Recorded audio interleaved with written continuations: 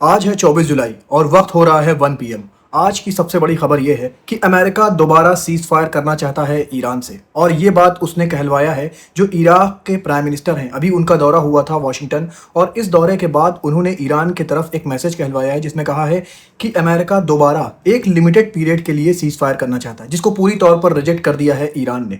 इसके बाद Donald Trump की तरफ से एक बयान आ गया है। डोनाल्ड ट्रंप ने कहा है कि अगर ईरान अब किसी भी शिप को या कार्गोज को टारगेट करता है स्ट्रेट ऑफ हॉर्मुज में, तो उसका जो कंपनसेशन होगा वो हम इस तरह करेंगे कि ईरान का सैंक्शन एसेट जो हमारे पास पड़ा हुआ है, जो सैंक्शंस मनी हमारे पास पड़ा हुआ है, ईरान जिस भी कंट्री के शिप को टारगेट करेगा उसका जितना भी नुकसान होगा हम ईरान के उस सैंक्शंस मनी में से उसको देंगे। और इसी के साथ अमेरिका ने दोबारा हमला करना स्टार्ट कर दिया है ईरान के इंफ्रास्ट्रक्चर पर और सिविलियन इलाकों पर। अभी कितना नुकसान हुआ है, कितने लोग मारे गए हैं इस अटैक में, अभी ईरान ने पूरी इसकी फुल डिटेल नहीं दिया है। ईरान ने भी रिटेलिएट करते हुए बताया है कि हमने 24वां अटैक किया है जो भी अमेरिका के बेस हैं, खास करके आज बहरीन के अमेरिका के बेस पर जिसका नाम है अल ईसा बेस, उस पर हमला किया है, जहां पर यूएस जो सोल्जर्स हैं उनका रिहायशी इलाका था, वहां पर हमला किया। और बताया ये जा रहा है जो फ्यूल स्टोरेज टैंक थे बहरीन के एयरबेस पर, उस पर अटैक किया। इसके जितने भी बेसेस हैं मिडिल ईस्ट में उसको टारगेट करा है ईरान ने।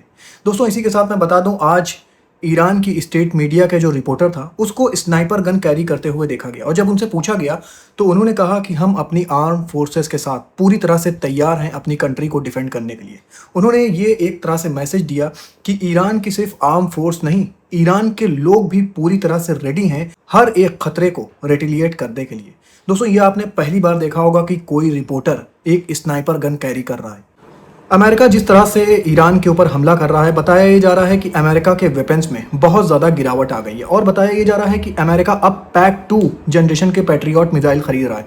ये मिसाइल बहुत पहले ही काफ़ी ज़्यादा ओल्ड मानकर रिजेक्ट कर दिए गए थे, लेकिन अब बताया ये जा रहा है कि अमेरिका इस तरह के ओल्डर और जो लेस कैपेबिलिटीज़ वाले मिसाइल हैं वो यूज़ कर रहा है। दोस्तों इससे साफ पता चल रहा है जो वेपन स्टोरेज फैक्ट्रीज है उसमें कितनी ज़्यादा कमी आ गई है। वक्त जो करंट यूज़ अमेरिका कर रहा था वो पैक 3 मिसाइल्स यूज़ कर रहा था, लेकिन अब बताया ये जा रहा है कि अमेरिका दोबारा से पैक 2 पैट्रियोटिक मिसाइल यूज़ कर रहा है। इसी के साथ मैं आपको बता दूं, अमेरिकन पार्लियामेंट ने $67 बिलियन अप्रूव कर दिया है ईरान की वॉर के लिए। अमेरिका के एम्बेसडर जो इजराइल में हैं वो हमेशा से अपने प्रो इजरायली ख्यालात के लिए जाने जाते हैं, लेकिन आज उन्होंने ऐसी बात कर दी है कि शायद ये बात क्रिश्चियंस को पसंद ना आए। वो खुद क्रिश्चियंस हैं, लेकिन आज उन्होंने कहा कि क्रिश्चियनिटी की जो पूरी बुनियाद है वो ज्यूइज्म पे रखी गई। अपनी बात को आगे बढ़ाते हुए उन्होंने कहा कि जीसस जो थे वो ज्यूइश थे, वो एक यहूदी थे। उन्होंने कहा कि अर्ली जो चर्च थे वो सारे ज्यूज थे, जो चर्च पहले हुआ करते थे वो सब ज्यूज हुआ करते थे।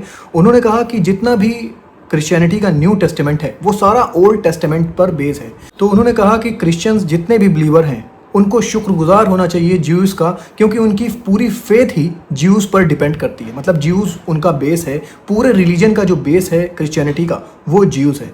दोस्तों ये बहुत बड़ी बात कही है माइक हकाबे ने। अब देखने वाली बात ये होगी कि अमेरिका के जो क्रिश्चियंस हैं इस पर वो कैसे रिएक्ट करते हैं। अब खबर मैं आपको इंडिया से बता दूं, इंडिया में सीजेपी प्रोटेस्ट चल रहा है, और इसी प्रोटेस्ट के दौरान सोनम वांगचुक अपनी हंगर स्ट्राइक पर थे। लेकिन बताया ये जा रहा है 26 दिन की लॉन्ग हंगर स्ट्राइक के बाद अब उन्होंने अपनी हंगर स्ट्राइक तोड़ दिया है। लेकिन सीजेपी के फाउंडर अभिषेक दिप्के का कहना है कि हम इस प्रोटेस्ट को ख़त्म नहीं करेंगे। दोस्तों ऐसा लग रहा था कि सोनम वांगचुक जब अपना हंगर स्ट्राइक ख़त्म करेंगे तो हो सकता है कि ये प्रोटेस्ट ख़त्म हो जाए, लेकिन अभिषेक दिप्के का कहना है कि ये प्रोटेस्ट ख़त्म नहीं होगा। ये प्रोटेस्ट तब तक चलता रहेगा जब तक कि एजुकेशन मिनिस्टर रिज़ाइन नहीं कर देते। देखिए दोस्तों इसमें आगे क्या होता है। अब मैं खबर आपको रशिया और यूक्रेन की बता दूं। यूक्रेन ने फिर एक बार बड़ा हमला किया है रशिया के एक बहुत खूबसूरत शहर जिसका नाम है सेंट पीटर्सबर्ग, वहां पर हमला किया है। दोस्तों वहां पर वाइल्ड बेरीज की एक बहुत बड़ी लॉजिस्टिक फैक्ट्री थी। पहले भी एक बार टारगेट कर चुका है यूक्रेन इस फैक्ट्री को, और दोबारा फिर अब सेंट पीटर्सबर्ग में टारगेट किया है। एक बार मॉस्को में टारगेट किया था और अब सेंट पीटर्सबर्ग में टारगेट किया है। इसके बाद दोस्तों धुएं के एक बहुत बड़ा बादल देखा गया, और जो वाइल्ड बेरीज की ये लॉजिस्टिक फैक्ट्री थी ये पूरी तरह से तबाह हो गई है। यूक्रेन जिस हिसाब से जंग लड़ रहा है, किसी ने सोचा भी नहीं था कि यूक्रेन रशिया को इस तरह टक्कर दे पाएगा। लेकिन दोस्तों मैं आपको बता दूं, यूक्रेन रशिया को बहुत कड़ी टक्कर दे रहा है। जो रशिया उसका नुकसान करता है उससे ज़्यादा नुकसान कर दे रहा है यूक्रेन। किसी ने सोचा भी नहीं था कि यूक्रेन रशिया के सामने इतनी दिन टिक पाएगा, लेकिन यूक्रेन ने पूरी दुनिया को चौंकाते हुए अभी तक वॉर में डटा हुआ है और ज़बरदस्त जवाब दे रहा है रशिया को। और दोस्तों इसकी वजह ये भी है कि यूरोपियन कंट्रीज से यूक्रेन को हेल्प भी बहुत मिल रही है, अमेरिका से हेल्प मिल रही है, लेकिन आजकल अमेरिका यूक्रेन को उस तरह हेल्प नहीं कर पा रहा है क्योंकि वो ईरान की वॉर में उलझा हुआ है। अब मैं आपको वेदर रिपोर्ट बता दूं, कल कजाकिस्तान में भी ज़बरदस्त बारिश हुई और तूफान आया, जिसके चलते बताया ये जा रहा है कि फ्लड जैसे हालात हो गए थे कजाकिस्तान में।